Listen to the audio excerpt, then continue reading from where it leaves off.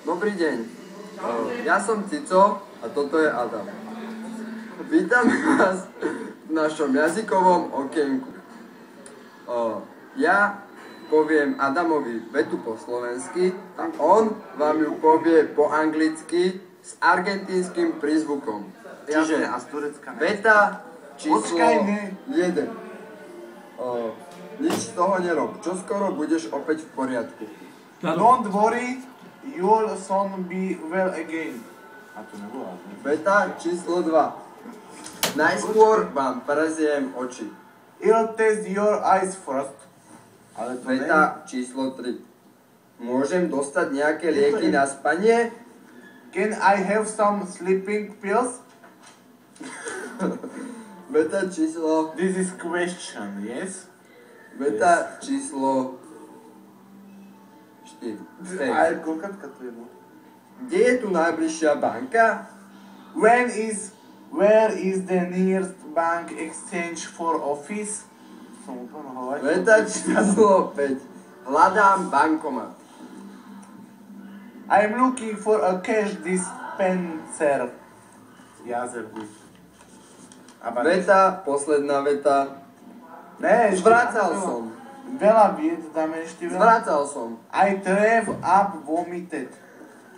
A teraz si to vymeníme. Teraz vám ukážem... Ja budem mu dávať po slovensky. Európsky prízvuk. Európsky, áno.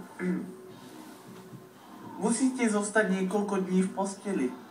You must stay in bed for 5 days. Teraz on mi dáva po slovensky. Bolí ma zub. I have toothache. Alebo jak sa to myslel, ja nevím. No daj mi vetu. Nemôže chodiť. A ty mi dáš dlhšie. I don't walk, nie? I can't walk. I have a bad coke. No, ty si sprovocený, jak sa. Nedaj banke. Máme zraneného. We have an injured hair.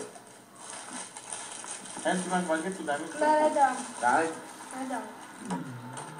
Je v bezvedomí. She is unconscious. Môžete nám pomôcť? Can you help us? Škoda, že je tak škaredo. It's a pity, the weather is so bad. Počkáme si, až prestane pršať. Well, wait the rain stop.